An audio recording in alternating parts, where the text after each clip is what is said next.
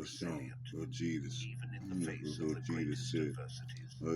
Jesus. Throughout his life and ministry, Jesus not only spoke about strength and resilience, but he showed us through his actions how we can find that inner fortitude. From the calmest moments to the darkest ones, he left us with profound lessons that reveal where the true source of our strength lies. Today, we will explore 6 powerful secrets that Jesus has left for us to be strong and resilient in any circumstance. Each of these secrets is anchored in his own experiences and teachings, showing us the way to overcome with faith, trust, and obedience to God. The first secret is to trust in God at all times. From the very beginning of his ministry, Jesus showed us that true strength comes from complete trust in God, especially in the most challenging situations.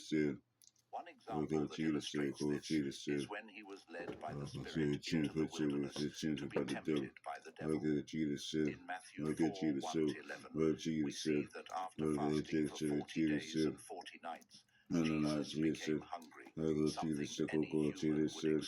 In that moment of vulnerability, the devil tried to use human weaknesses to divert Jesus, suggesting he turn stones into bread.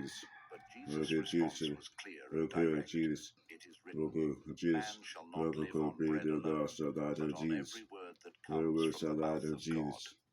Matthew 4:4. This response was not just theoretical teaching, it was a practical demonstration that trust in God must be greater than any physical or material need. Even in the face of hunger, which is a basic necessity, Jesus did not place his trust in what was visible, but in the Word of God. This teaches us that in our moments of greatest fragility, that's when we should trust God the most.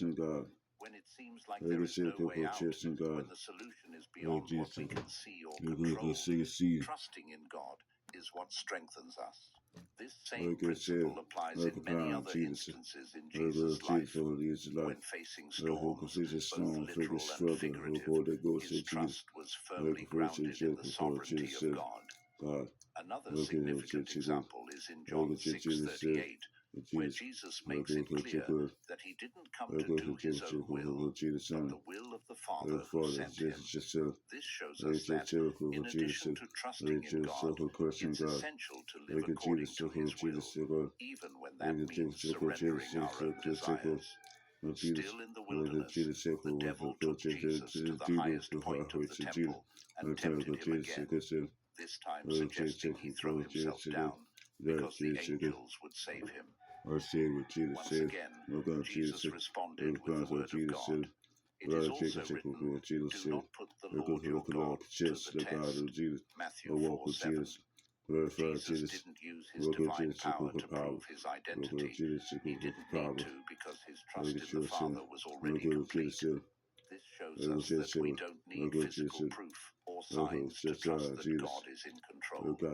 He always knows what's best for us and acts at the right time. Trusting in God is one of the most important pillars for developing strength and resilience. Sometimes we want to take control of situations, solve everything with our own strength, but that's not the way Jesus taught us. Trusting is placing control in God's hands and believing that he has the best for us, even if we can't see it at the moment. When we face tribulations, there's always the temptation to seek quick solutions or rely on our own wisdom. But as Jesus taught us in the wilderness, true strength lies in waiting on the Lord. Isaiah 40:31 reminds us, "But those who hope in the Lord will renew their strength. They will soar on wings like eagles. They will run and not grow weary. They will walk and not be faint." This means that trusting in God gives us renewed strength, a strength that doesn't come from us, but from him. Throughout the Bible, we see examples of people who, even in the midst of their greatest difficulties, trusted in God, and as a result, were strengthened and empowered to face adversity. David, for instance, faced giants not because he was strong in himself, but because he trusted in the God who guided him. In 1 Samuel 17:45, when David confronts Goliath, he declares, "You come against me with sword and spear and javelin, but I come against you in the name of the Lord Almighty, the God of the armies of Israel, whom you have defied." David's confidence wasn't in his abilities or his weapons, but in God, and it was this trust that led him to victory. The same principle applies to our daily lives. When we face giants, whether they are financial problems, illnesses, emotional crises, or other challenges, we must remember that our strength doesn't come from our ability to solve these situations, but from our trust in God.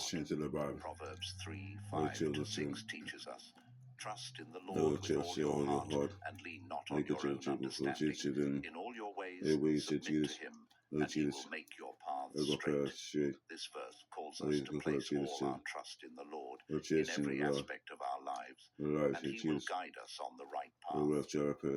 Trusting in God also means accepting that we won't always understand everything he does or allows in our lives. There are times when God's ways seem incomprehensible to us, but it's in those moments that trust must be even stronger.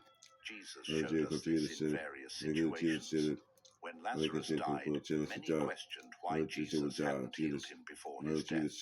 But Jesus, trusting in God's plan, said in John 11:4, "This sickness will not end in death. No, it is for God's glory, so that God's Son may be glorified through it."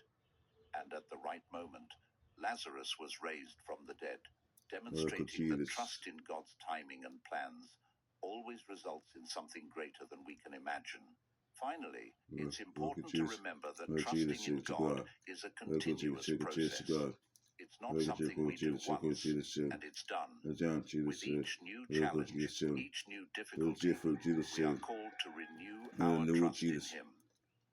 In Philippians 4:6-7, Paul exhorts us to not be anxious about anything, but to present everything to God in prayer and petition with thanksgiving. And then the peace of God, which transcends all understanding, will guard our hearts and minds in Christ Jesus. This teaches us that by fully trusting in God, we experience a peace that goes beyond circumstances, a peace that comes from him and strengthens us to face any situation.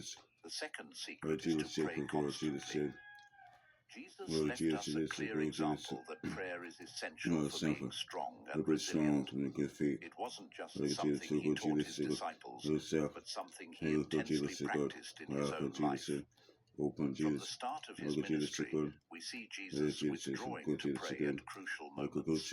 A significant example is his prayer in the Garden of Gethsemane, one of the most intense and emotional moments of his journey. In Matthew 26:36-46, knowing what was to come, Jesus withdrew to pray, taking Peter, James, and John with him. There, he expressed his anguish to the Father, saying, "My soul is overwhelmed with sorrow to the point of death."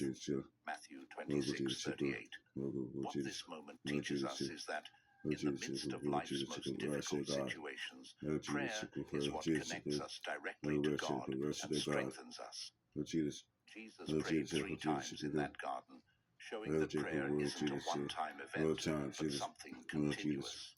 His persistence in prayer reflects the importance of maintaining a constant dialogue with God, especially in moments of anguish and uncertainty. He not only asked the Father to take the cup of suffering from him, if possible, but also surrendered his will, saying, "Yet not as I will, but as you will." Matthew 26:39. This total surrender is an example of how prayer helps us align our hearts with God's will, even when that will involves challenges.